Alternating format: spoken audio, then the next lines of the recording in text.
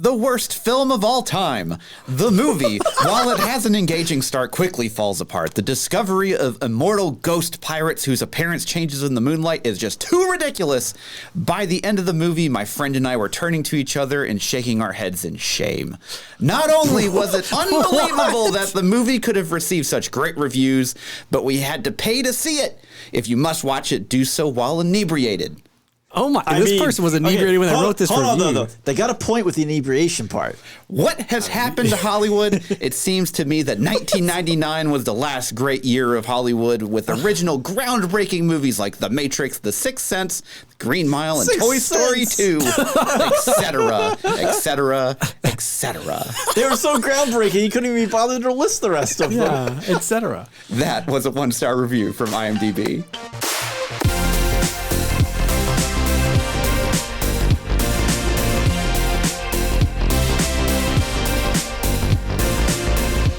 Hello there, and welcome to Spoilers Intended, a podcast about series and films. I am your host, Andrew, joined as always by Ryan. Yar! And Steven. Yo ho ho! This week we are discussing the 2003 film Pirates of the Caribbean, The Curse of the Black Pearl, starring Orlando Bloom, Johnny Depp, Keira Knightley, and Jeffrey Rush. Is it Joffrey or Jeffrey? I've heard people pronounce it both ways. I've heard it pronounced both. I've heard it Jeffrey. I've only heard it Jeffrey. Now you say it Joffrey, I'm like... I know, like, oh, am I saying I've heard it. this? I always said Jeffrey, and I've heard like 2 or 3 people say Joffrey, and I'm like, am I the weirdo or are they the weirdo? We'll just say Mr. Rush. Mr. Rush. Is he knighted? Sir Rush. So before we start talking about pirates, we have some housekeeping stuff to do. The spoilies just happened earlier this week. They just dropped it like it was hot. Go check it out after listening to this episode, of course, you know, because you need to, don't leave yet. No, stick around. Here. We got a great episode of Pirates of the Caribbean coming right up. But what are the spoilies? That's a great question. Ryan? Basically, it's our version of sticking it to the Oscars. It's an award show for the people, by the people. You got to vote in this. As long as you voted. As long as you listened to Spoilers Intended and you voted. But yeah, so it basically we looked at everything we reviewed over the past year, and we nominated our own type of categories, and we're totally transparent about it. You can listen to those episodes. The whole nomination process if you want to. It's the whole thing. The Spoilies is on our YouTube channel and as a regular episode in the feed. So you check it out however you want. I would encourage you to check it on our YouTube channel. You can see our beautiful faces.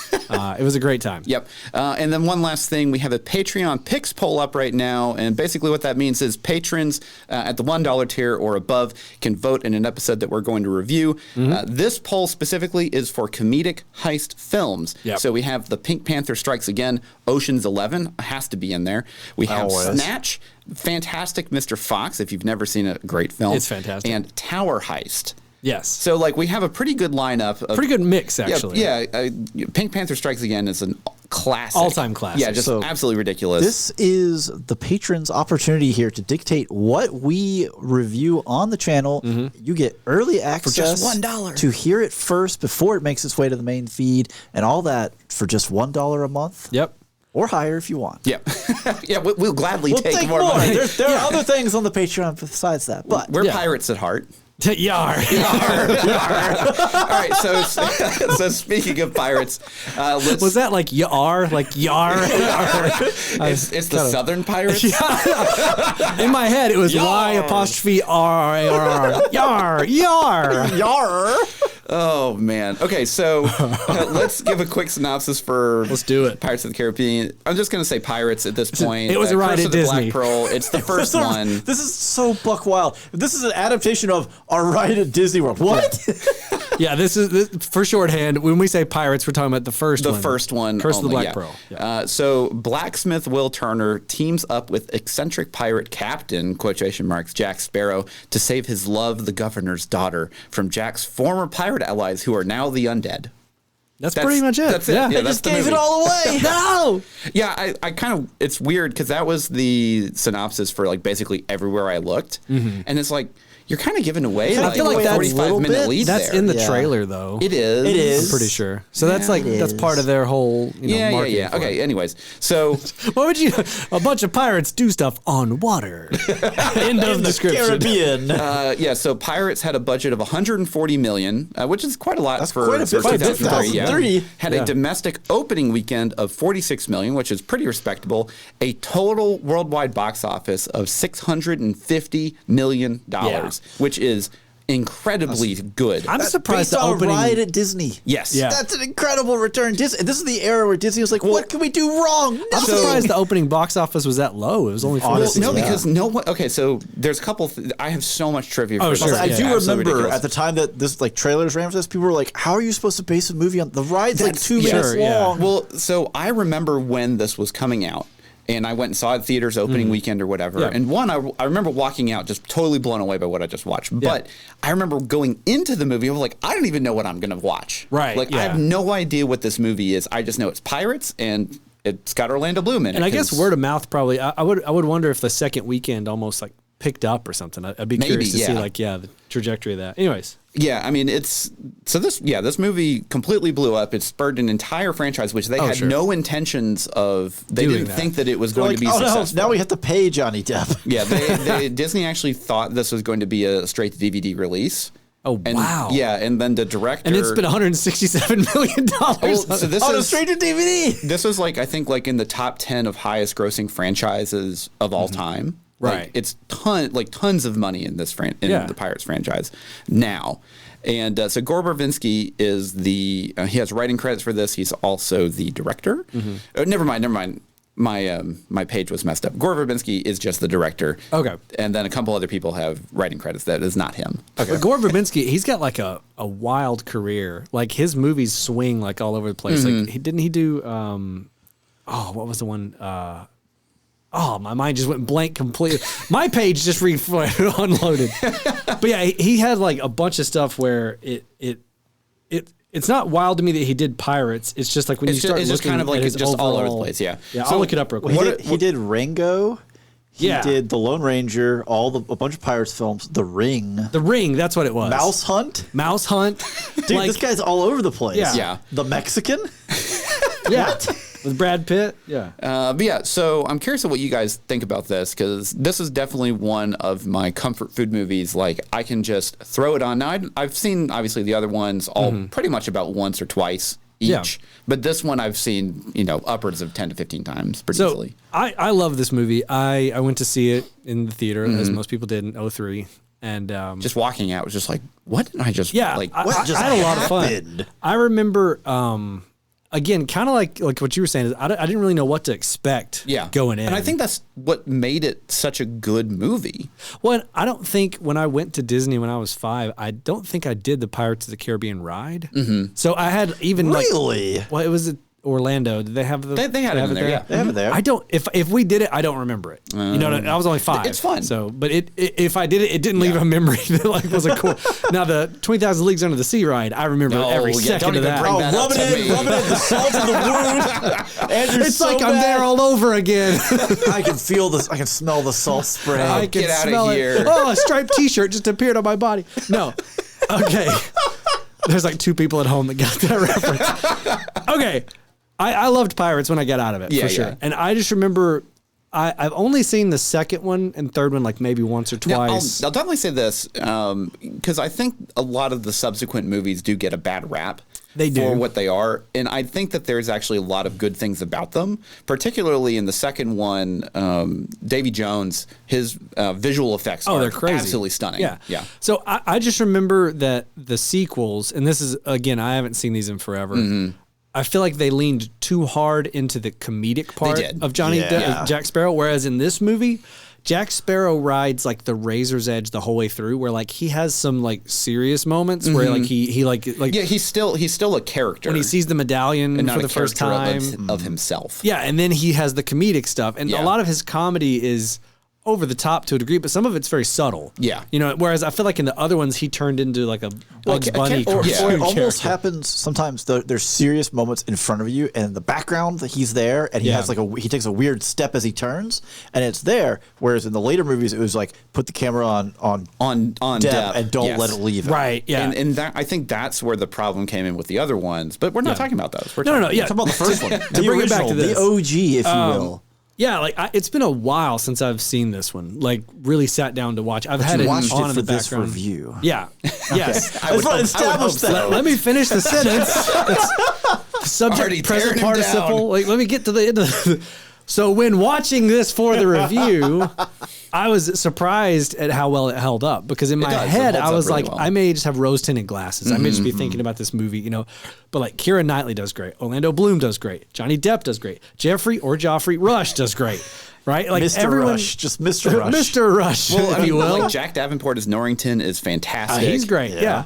And the movie does so many creative things that like I don't think I fully appreciated in previous viewings. when you were watching Like the it. first time you see Jack Sparrow, right? Oh, his introduction is Is like so subtle though because they're playing this heroic music and you see him and he's on the top of what you think is a giant ship. Yep. And then he looks down and he sees water coming in. You're like, oh, water. And then when it pans out, you're like, oh, he's on a tiny ship. And then It's a boat. Oh yeah, That's the a boat. boat, Sorry. yeah. So how big does that have to be a ship? Okay. Is there like a number? There actually is a classification. No. So it's not a classification. This is the best way to tell. Just a gut check. A boat, when a boat turns, it leans into the turn. When a ship turns, it leans out of the turn. I thought he was going to say the turn leans into it. No, It's that big. Okay. Is that really a thing? that's really a thing. That's one of the.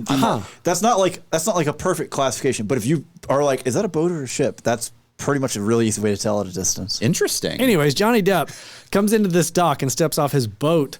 And Correct. it's just such a comedic moment because it sinks and the guy's like, you can't park that here or whatever. So It's 1 shilling for the park. yeah. Well, but that little bit there is such a good little set of world building. Yes. Where, he's like, how about 3 shillings? And we forget the name. Welcome to Port Royal, Mr. Smith. And It's also played so smoothly. They don't focus on. Well, he's okay. Welcome to Port Royal. Well, they don't focus on that at all. You It learn just so much slides about Jack by. Sparrow in that moment because like this music that's playing that's all like adventurous is obviously in his head. He thinks he's like the coolest thing ever and he steps off this sinking boat onto a thing. But then also he's like, don't let anybody know I'm here. You get to know a little bit about the port. I don't know. Well, yeah, I like the way it kicks learn, off. because now you know that at least the dock people, or like the dock master, he is used to Dock people. Dock people. He is used to that kind of people of interaction, the dock. Right, Where he's yeah. like, I have no problem taking a bribe. Oh yeah. Right, Yeah. Corruption is everywhere. Yeah. So, Stephen, what about you?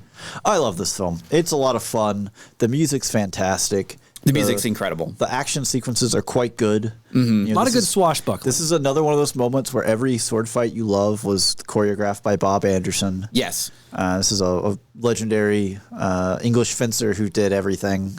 Star Wars. He did Lord of the Rings. Mask of Zorro. Mask of Zorro, yeah. I'll get there eventually for you. I'll hit one of them. Three Musketeers. Basically, any sword fight that you saw on screen, you're like, this is a did good it sword around fight. that time He period. choreographed. Yeah. So I mean that first sword fight, big sword fight, phenomenal.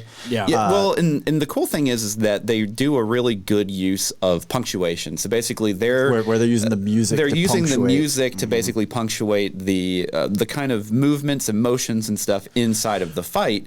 But it's not diegetic music. It's just it's just for us, the audience. And they do a good job of that throughout. I mean, it's the similar concept to the punchline of the heroic music to our introduction to Jack Sparrow. Right? Right. Throughout the film, they really have an understanding of the usage of the music. And I think this is because this was right around the turn, because obviously we had like Lord of the Rings and all these other kind of movies that were really pushing, I'll say, visual effects. And this is also one of those movies where the visual effects that happen with some of the undead skeleton crew and then rough. No, I don't think so. I think it does really well. I for don't. 2003. So I don't think that it's bad, but I do think on this rewatch, some of the bits were a little.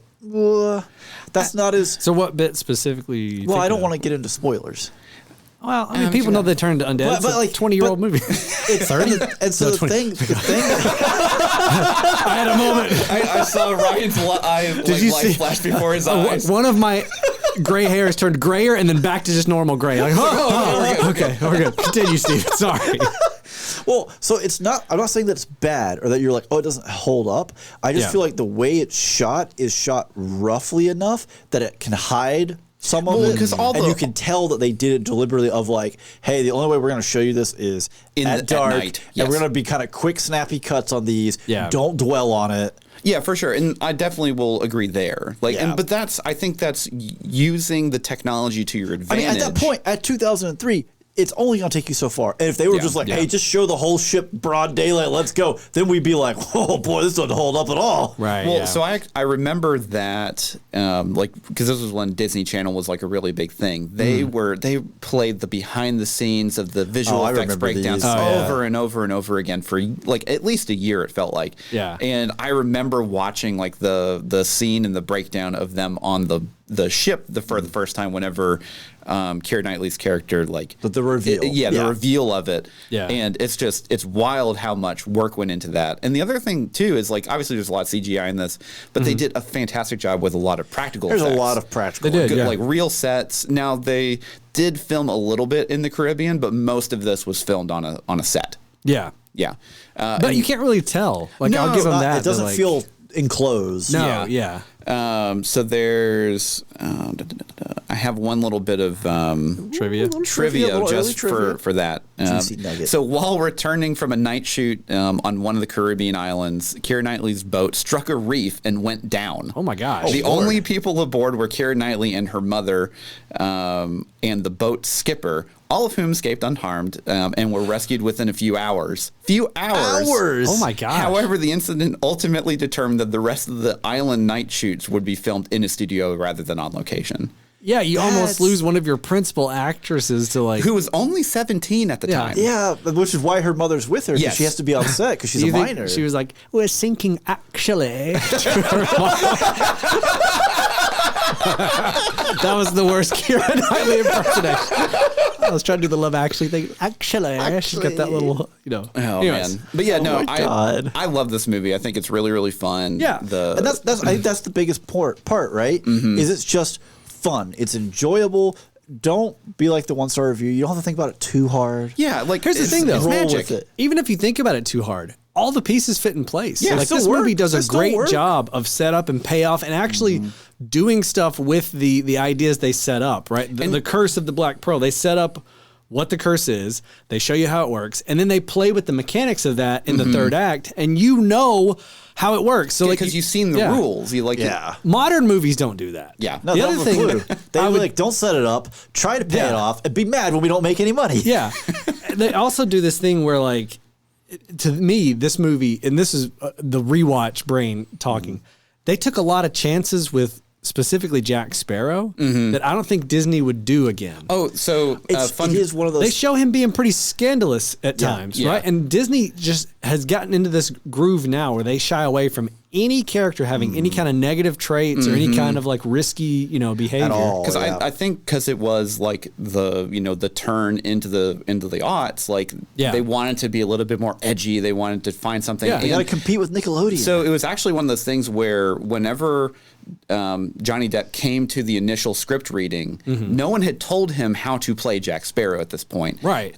He basically showed up and he was like, "I'm going to be Keith Richards, but as a pirate," and Disney hated it. Yeah. they I said bet they did. they were like, "You are ruining the film." And they tried to steer it away, and then after they saw him on screen a couple times, you're like, okay. And then he became the he's centerpiece of the franchise, and like, it's wild to think about like Disney. It's like I would love to know which executives were like, "This is terrible, you're ruining the movie," and then talk to them like a few years later when they're greenlighting Pirates 3, and they're be like, "Where are you at now?" They're Scrooge McDucking in their we're mansions. signing you up for a 5-movie contract, but this is Pirates 3. Yes. So even during the production, they didn't think that this movie was going to be successful, and they were like basically right at the end of the filming, like I think it was like 6 weeks or something before here we go. The title was originally Pirates of the Caribbean, but the subtitle Curse of the Black Pearl was added at the request of then Disney chairman Michael Eisner 5 months prior to the film's release, in case it was successful enough to warrant sequels. He looked at this and was like, Wow. this could go somewhere. This could, yeah. Let's hedge our bets. This could be something. Because they didn't want to basically run into the problem with Indiana Jones to where it was just Raiders of the Lost Ark and not Indiana Jones and that Gotcha. kind of thing. And to where then they you had run to into then the they had to issue of, retcon it well, you back, have to say Pirates 2. Yeah. Yeah. So they wanted to have a subtitle to it, and Gore Verbinski hated the subtitle. Oh, really? Yes, he fought really hard to not have it in The Black Pearl isn't the curse. It's just a ship. Yeah. It doesn't make any sense. Yeah, but basically, he greatly disliked this edition because it is the Aztec gold that is cursed, not the Black Pearl. It should be Pirates of the Caribbean, Curse of the Aztec Gold. It just doesn't roll off the tongue. As a compromise, Disney's marketing department agreed to print the subtitle in as small a font as possible on promotional materials. Oh, Really? that's incredible. I would love to have been in the boardroom with that when the director's like, I don't care. Make it, I don't want to see it. What is that, 12 point? Get that down to 8. We'll make it 6-point font, Mr. Verbinski. It'll be fine. Yeah. But, from like rewatching and recommending, I would absolutely rewatch this basically at any time. Like, it's just drop the hat. Yeah, like super fun movie. Just toss it on or just watch it. Either one. I had this moment when I was rewatching it this time where I was like, I need to show this to my nephew Connor. Like he's 9. Mm-hmm. Oh, and this I'm is like, that's peak pirate era. I know. He's moved out of dinosaurs and now he's into pirates are the coolest thing And the whole ever. time I'm watching, I'm going like, oh, he would eat this up like soup. And so now I'm like, the next time I go home, I'm like, I gotta show it to my nephew. I told my wife that we had to watch this for the review, and it was like I said that to her, and I turned around, and I picked up like my dinner plate. I turned her back around, and she's not there anymore, and like in the living room right here, like patting the couch, like, come on, then sit down, Come on, let's go. turn it on. Yeah, I same thing. I was like, my wife, I was like, I gotta watch Pirates for recording this week. She's like, downstairs, upstairs, which TV did you want to watch that on? Or like, you always the same thing with mine. I was like, I gotta watch it, and she was like, all right, let's go. Yeah, I'm like, all right. It's a universal movie that everybody Orlando likes. Bloom's fault. It is. It's Jeffrey Rush's fault. He's so dreamy. You mean Joffrey Rush? Joffrey Rush. Mr. Rush.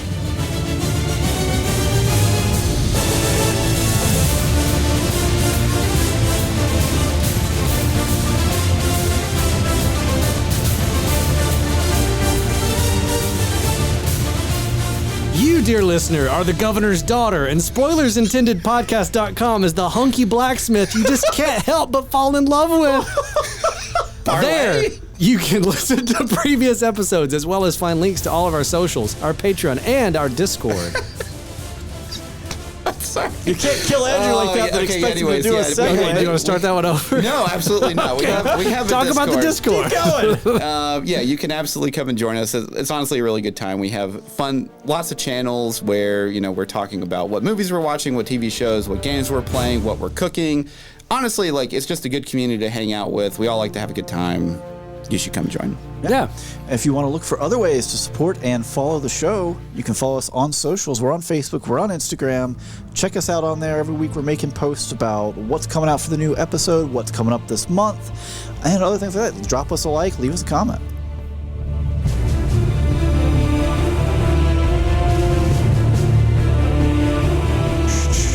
Okay, so we are through the spoiler wall of fog. Now the fog has been lifted. The fog is lifted and spoilers are all around us. Yes, so if for some reason you haven't seen this movie Somehow, and you don't want to 21 be years spoiled, later. Yeah, I know, right? Yeah. And so here's your warning. Turn back now if you don't want spoilers for Pirates of the Caribbean. There be dragons over there. Yar. So I have honestly, there's so much trivia for this. I'm probably not going to get through it all. Pare it down. Yeah, I'm gonna pare it down, but I'm gonna do some of the fun ones. Most of Jack's hats are made of rubber, because Johnny Depp kept losing them overboard after he lost 10 leather hats. Oh my Costume gosh. designers started making them out of rubber so they could float. Wow. What's funny is I think the first couple of times I watched the film, I didn't click that it was a leather hat. And then seeing it now, you're like, yeah, that is absolutely leather. And thinking about that in a hot, humid environment like the Caribbean, man, you would stink. I bet a rubber hat smell. just as hot though. So Johnny Depp improvised a ton of lines in this movie. No. His catchphrase "savvy" is just improvised. He just kind of came up with that just as a thing. Yeah. Let's see. He also wore contact lenses, which served as sunglasses, so he wouldn't be squinting in the sun all the time. That's smart. I didn't know they made those. I didn't either.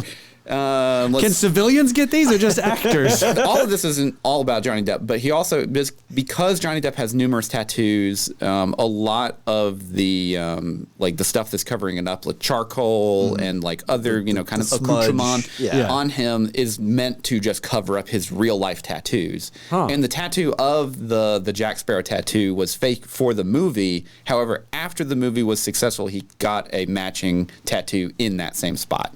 Oh, wow. Yeah. Yeah. So I mean, why wouldn't you, right? Yeah. For Yeah. any subsequent movies, I think it's real, as far as I know. Made his career, basically. Yeah. This is just a really weird one. According to DVD commentaries, Geoffrey Rush, Mr. Rush, has a theory that people watch the screen from left to right, just like when they read a book. Therefore, he tried to be in the left side of the screen as often as possible. He was particularly intent on doing this in scenes with the monkey and Keira Knightley because he didn't think anyone would look at him otherwise. I'm up against Keira Knightley and a monkey. I mean, to be fair. I mean, that's a valid approach. Yeah. Sure. That's interesting that he thinks of it like that, left to right, though. That's awesome. And then here's another one, and this is just a shameless plug for Stardust, our Stardust episode. Robert De Niro was offered the role of Captain Jack Sparrow, but he declined, thinking that the movie wouldn't do well in the box office because many other pirate movies in the past didn't. He was proven wrong, and he accepted the role of Captain Shakespeare in the movie Stardust, which didn't do well at the box office. I told you. Can you imagine pirates with De Niro as Johnny Jack as Jack Sparrow? How about you take 3 shillings when I wasn't here? Oh man, You squinting. go ahead. What was there was a Gina Davis movie in the mid 90s that was a pirate movie. It was like the oh gosh, what was the name? Cutthroat Island? Something Davis. Hold on. It was something. It did terribly. Is what I think is part of what De Niro was probably referencing. There were like Waterworld wasn't really a pirate movie, but like there was like 3 or 4. It was still movies on water. that didn't do It's great. Mad Max on water. It is Mad Max on water. So, wet Mad Max. Damp, moist Mad Max. Question about your trivia: did you see anything about Christopher Nolan composing the theme song? No. So Hans Zimmer composed. Hans Zimmer, not Christopher Nolan. Christopher Nolan. Freudian slip there. Man of many talents. So Klaus Bladet is penned as the composer for this. However, Hans Zimmer made the original theme for it, which was from another movie in the early 90s that he kind of reused and retooled. And then Klaus went through and basically added on to the rest of the composition. What I heard, and this was in a video, this was not, I didn't look this up to verify it or whatever. I just in discussions of the Pirates franchise, this person was basically doing a video essay about, hey, you should check these out. The sequels hold up better than you remember. Yeah. They were like, I think they do. Yeah.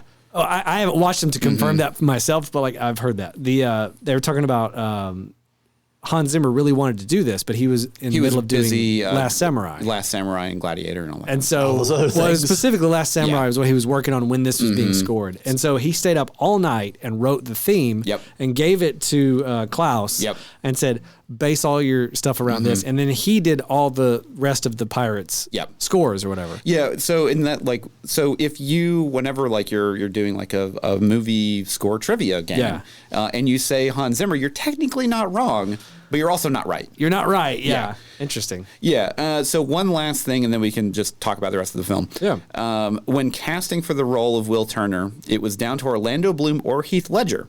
Gore Verbinski chose Orlando Bloom because he heard that he was in Lord of the Rings and felt that he would be a more bankable choice. Means he hadn't seen the movie. Even seen the movie. Wow. I mean, in 2003, honestly, he probably would have been a more bankable Orlando person. Bloom 100% came out of Lord of the Rings Ledger, for hot sure. fire. So this is the second one was out, right? The Return of the King was 2003. But was it out before this? It wasn't out before this, but it was 2003. So the first initial trailer for Pirates came out in Two Towers because Orlando Bloom was in the film. And they wanted it synergy. They wanted to try and marketing. Yeah, marketing. Anyways, so let's talk about the movie. What is your favorite part? I mean, outside of just the movie? Oh man. Favorite part. There's so many scenes. I'm trying to think through real quick. So the bit with the dock guards where he's got them going on fighting with each other. Pretty good. That's one of those sequences that I just don't remember existing. Mm-hmm. But also I think honestly the setups that are done are so good. Like the bit when they're fighting in the town, when they're like raiding the town, and Orlando Bloom just axes that one dude down, and he's a very distinctive pirate, so you know what he looks like. And then later in that same sequence, he encounters him again, and they even have Will Turner kind of gives a look like, "Didn't I kill you? Didn't I axe this guy down? Like, I totally murdered you, right? Now you're back. Like I don't get it, and you don't get the reveal until a few minutes later. Yeah, because you're like, well, maybe he just didn't die. Maybe it's his brother. Maybe it's his twin brother. The pirates are just tough. The dude's running around with an axe in his back. I don't know. I like when they're on the island, Elizabeth and Jack Sparrow. Oh. Why is the rum gone? Yeah. I started the part, but why is the rum gone? And then he's like, they'll never find us or whatever. He goes over the hill and there's the ship's already there. There'll be no living with her after this. No living with her. Yeah. That's one of my favorites. That's a great moment. So mine, I really like anytime Barbossa is on screen. Oh, Barbossa's killer. Because Geoffrey Rush does such a good job with being the villain. And the thing that I like about his like version of like just an evil guy is that he's just a bad guy. He's just a pirate captain. Yeah. And there's nothing else beyond it. He woke up one morning and was like, you know what would be cool? What if we mutinied against our captain? Yeah. We're already pirates, but I would like to be a piratier pirate. I would like to pirate a little harder than the rest. And he just does such a good job at selling that where his motivations the whole time. And I really like the setup of initially whenever Elizabeth goes on to the Black Pearl and she makes a deal to leave Port Royal and never return. And then he was like, well, that wasn't part of the agreement that you're still going to be on this boat. He wasn't going to let her off anyways. Right. But it's a good... It fits. It's a good intro into his mental state of whenever he's making these kind of deals. So then you get the good payoff at the end whenever Will comes up and he's like, well, all of them go free. And it's like, well, you didn't specify when or where. Yeah, exactly. And it's those kind of little like tidbits of information that the audience knows. And like, oh, well, he didn't say when or where. Yeah. The whole time he's sounding like, oh, this guy's gonna like let you out right here. I also love how they established that like making a deal with a pirate is kind of like getting a wish from a genie. You got to be like dead on specific with this, or it's gonna be misinterpreted. Yeah, in their favor. I also love that like they put together this like ragtag crew of people that Johnny Depp is like, Jack Sparrow's like, I don't like this. The parrot speaks for the one guy, and then by the end of it, you're like rooting for this crew. You're like, these people are awesome. Well, they do such a good job of kind of, filling in those personalities, but not making them the focus of anything. Or that you have to spend a ton of time learning about the character to care. It's just, hey, we just have recognizable caricatures. Yes. And we're good. We passed the silhouette test, and we have some idea of some background here. Yeah. Well, speaking of, you've got Pintel and Rigetti, which they're not named in this movie, but it's the bald pirate and the one with the wooden eye. Oh, yeah, they're fun. That are always doing their stuff. Coming back up. They're hilarious. And I think they name them later, but in this one, I don't think they say their names a single time. Yeah. Basically, all the other pirates don't have a name. Right. They're just, you know them by their distinctive characteristics, and that's it. But I mentions the word parlay. I love the idea too that like, Will Turner doesn't understand that his dad was a pirate, Bootstrap Bill. Yeah. And like that kind of discovery is interesting. It's a great scene too whenever he gets, kind of thrown off to the side of the boat holding on to the backmast. I don't know what it's technically called. Yeah. And Jack Sparrow's just like, you can accept it that your dad was a pirate, and just deal with it, or you could not. Like, I don't care. Yeah.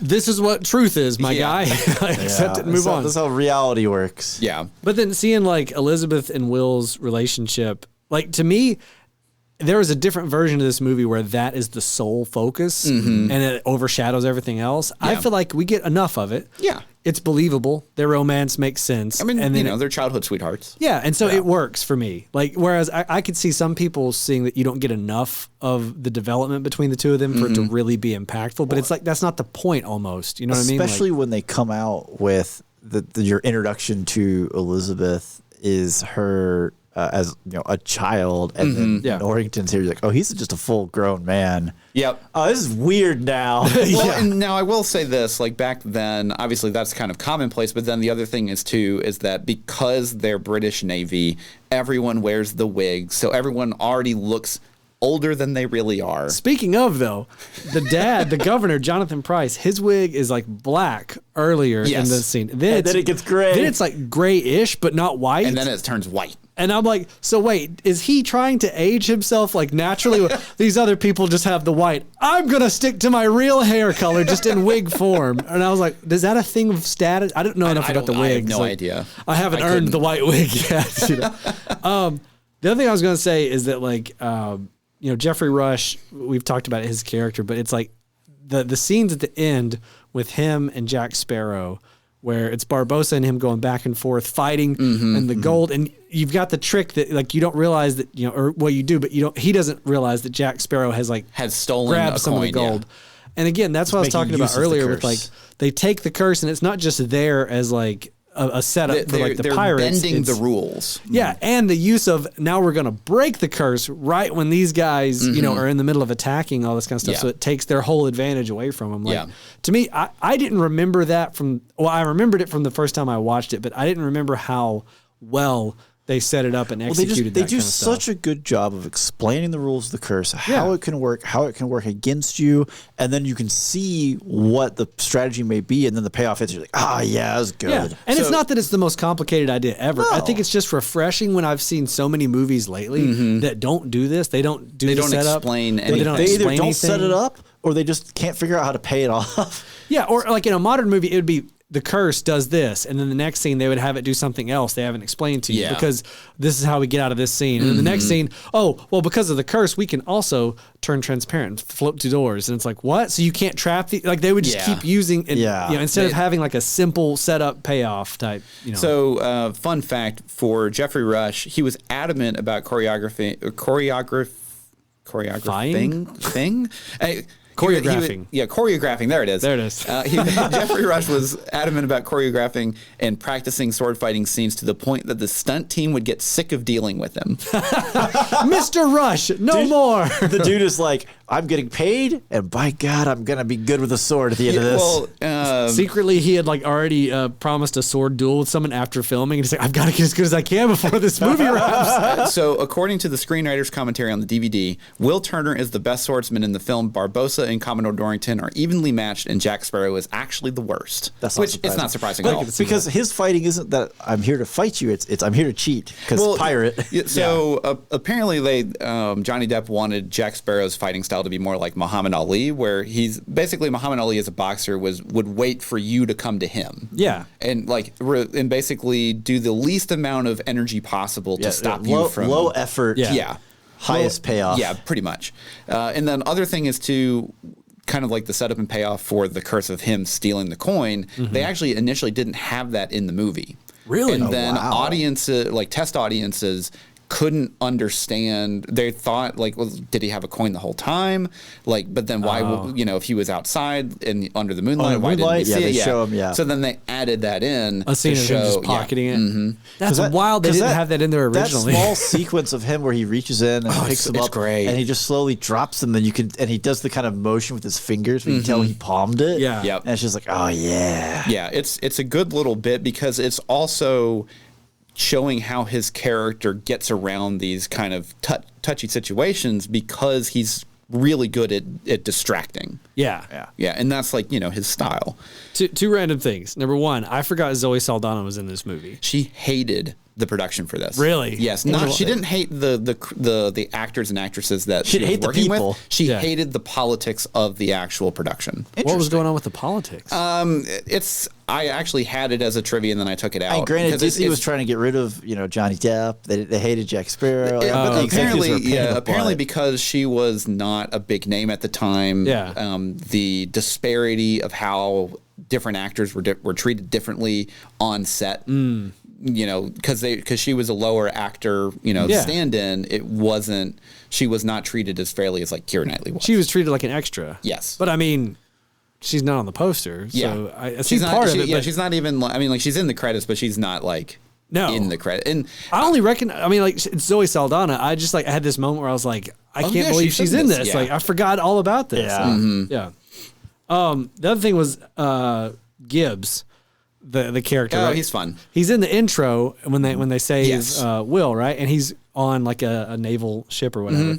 And then when he gets him in Tortuga, he's like, I guess had years of pirating. And I'm like, what happened to this guy? Like, how did he fall? Like, where did that happen? I think that could just be part of just your life. But he was the one who was so superstitious about the pirates. That's why I want to see that story. I want to see like what happened to get this guy to go from like, oh, there'd be pirates, we can't, and then to being like, yeah, I'll be a pirate. I'll be a pirate. Well, that's the thing. I'll be a pirate. That's not necessarily that he was a pirate before that. He was just a mercenary. Right. Yeah. Or maybe he was part of the original crew and sailed off with Jack during the mutiny, and that's why he hates pirates. So pretty cool. Let's go. I do have a question. So, because we've talked about Jack stealing the coin at the end of the film, which is basically the only reason why they win. Yeah. And that combined with then they break the curse at but because he has the coin, he has control over whenever they break the curse. Yeah. Right. But whenever he takes it, his body is still 100% decomposed whenever like he gets shown in the moonlight or whatever. So does that mean that the curse just makes these people exactly at this level of decomposition? Yeah, so I think so, yeah. That is one of the things, because Barbossa does talk about how over time they lost their appetite. Yeah. And, sex doesn't satisfy. And other things happen. And like coitus. Coitus. Thank you. That is one of those things where it lends itself to the decomposition over time. You would think, because that's kind of where my question comes from. But they have to visually show you that he has the curse. Yeah, and that's the visual shorthand. Cues. Yeah, it'd be weird if he looked like a day younger. It's like I don't see that stain's going off his shirt. Oh, he's cursed. Yeah, but yeah, it's definitely one of those where like every time I see it, I'm like, I'll allow it. And maybe it was a thing where like Barbossa and them didn't go out in the moonlight for the longest because they were all asleep or something. I don't know, like at night. The night watchman's like, wait a minute, things are weird out here. You'll never guess what I saw. You're crazy. So I think, I actually don't think I even talked about my favorite part of the film. Oh, what's your favorite part? So whenever the Black Pearl and the Interceptor basically go head on. They drop the anchor. They do the quick turn. Do the full shooting the forks and knives out of the cage. I love that whole scene because I think one of the biggest things that you always want out of a pirate movie or a pirate game or whatever is you have the full broadside of the boarding action, the boarding, everything like that, where you just have just full on cannon fire in between, just mast and stuff. Well, because there's down. A moment before that happens where you think they might get away. Yeah. You're kind of like, oh, okay. Well, we're not going to get that right here, but then it's like, oh, we're getting. Well, and Steven can kind of attest to this because I don't know if you played Sea of Thieves. I didn't. I've seen a lot of it. But one of the funnest things in that game is to basically cannon over to another ship and then drop the anchor, and then you can just watch the ship just immediately turn. U-turn, yeah, man, it's so satisfying. You're being chased, so you don't want to be chased, so you send a buddy back to just wreck them on that. Yeah, it's a good time. So one little bit of trivia here. So whenever the monkey Jack comes and brings Barbossa that's a good coin. Joke to reveal when I named him Jack. We named him Jack. But so whenever he's sitting on his Barbossa's shoulder and Barbossa thanks Jack and the monkey smiles, that was completely unscripted. Really? Like the monkey just did it. That's awesome. And they're just like, all right, we're done. Like, put it in the can. One take call today. That's amazing. Yeah, that's amazing. That's one of those things that it happens in a movie. You just take it. Oh yeah, no, yeah. They were just like, all right, put it in. We're done. That's it. No more shots of this. Yeah, yeah. But this movie's just a lot of fun. And it is. Whenever you think of this, I think a lot of people do give the sequels that came after it not a good rap because I think they're too ridiculous. Well, see, I think 2 was fine. 2 was pretty good, and 3 was also acceptable. I think 4 was when it got 4. Like I'm really only talking about 2 and 3. Yeah. So I've never seen 4 or 5. I don't think I've seen parts of 4. I've never seen 4 5. Is not very good. I remember 2 and I haven't seen 2 since theater. Yeah. But I remember it being just Jack Sparrow runs towards the camera away from danger, the movie. And like that's so many different scenes of him running. He's running. Tom Cruise. So he does or at least at World's End, the third movie. The third one I remember being too long. It's a little long, but they do have some fantastic sequences in there. Yeah. Where there's a lot of fun stuff, like fun things that they do with just how ridiculous the scenes are, where they're like in this whirlpool and they're shooting cannon fire across the whirlpool at each other. I remember that. Yeah, and like that's really cool out there. Yeah, and it's totally ridiculous, but it's fun. Yeah, I just feel like and this, I want to go back and rewatch them now. Like now I'm like, I've seen this first one. I just remember when I first saw the second one in theater, I was let down that it wasn't as good as the first one in my mind. Yeah. It was like, because the first one was so good. Well, and it's so encapsulated into itself to where it could just, you don't need any other films to tell the rest of the story. And I felt like the Davy Jones, obviously effects and stuff were great, but I felt like the plot, I think, is where it starts to get kind of complicated. Yeah. And maybe not overly complicated. It's just a matter of like, I think I went in wanting that simple, straightforward and it was more convoluted. And it was a little more, layers and layers which and layers. is now maybe in rewatching, I'll appreciate it more. You know, so I would like to rewatch 2 and 3 for sure. I'd like to give 4 and 5 a shot because I've never actually watched them. Have you seen 5? Yeah, I've seen is 5 the one with London? Yes. It's Javier Bardem, right? In 5? I think so. He's the bad guy? I can't remember, but I know 4 is the one where Johnny Depp is on, like, or Jack Sparrow is like riding like stagecoaches on a safe through town. That's in London. Is it? I think that's in London. I can't remember. Either way, yeah. So Sure. I saw that movie together. apparently. It wasn't good enough for me to remember. Okay. Yeah, I wouldn't mind watching 2 again. I don't know that I necessarily want to go much further. Yeah. I just didn't. I thought 2 was good. It wears like the shtick wears thin after a while, but again, the first version is just so it still feels fresh. Oh, It yeah. does. 20 years later. Well, and the comedy holds up. The effects, I think, hold up really action well. holds up. The action, yeah, like I mean, all the the plot as a swashbuckling. whole works well. The twist where Elizabeth gets captured and she thinks she's clever. Oh, I won't reveal I'm the governor's daughter. So But my then last this name's turns into a Turner. whole And problem. that turns against her. Yeah. like all that, like those kinds of plays just work so well throughout the film. Yeah.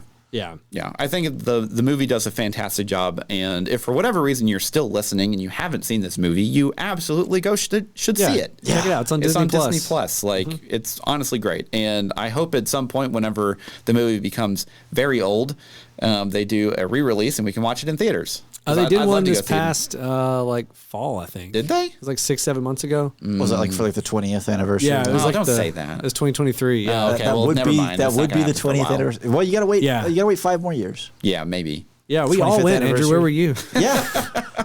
We all went together. We saved you a seat. You weren't there. No, I'm pretty sure they did it, for the 20th. Okay. All right. Well, that does sound like we're getting close to wrapping up here. But before we go, we do have to talk about our Patreon because that is what we do. We got one tier. How we keep the lights Just on. one. One tier. It's $1. You know why? That's all it should take to get in here and see all the good stuff we got. If you want to give us more, please go right ahead. We will not. We will not stop you. Stop you in any. But we have we love our gold. bonus episodes. They're different than our normal episodes. They're not really reviews. We go wild. We did like recently in February. We had like a Chat GPT relationship advice from ChatGPT. yeah. it- ChatGPT gave us relationship questions and we answered them and it went off the rails. Yeah, just completely just absurd. Yeah, in March we have the March Madness bracket. Yep. So we're doing the best movies that have ever come out in March. We did a bracket. We had them duke it out. It was interesting. it was pretty interesting. Some of the matchups. There were some real bangers released in March. Yes, there really were. You think of that as like a slow season, but there's actually a lot of stuff. That is Yeah. the beginning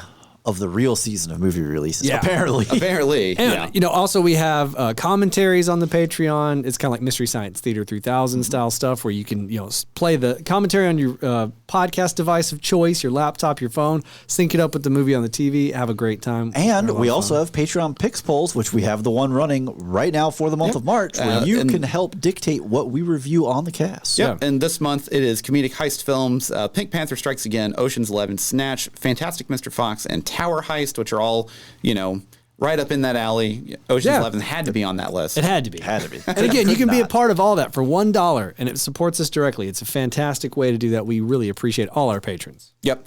So, as always, follow us on social, leave us a review wherever you're listening right now, and share us with a friend. So, until next time, I'm Andrew. I'm Ryan. And I'm Steven. And every spoiler was intended.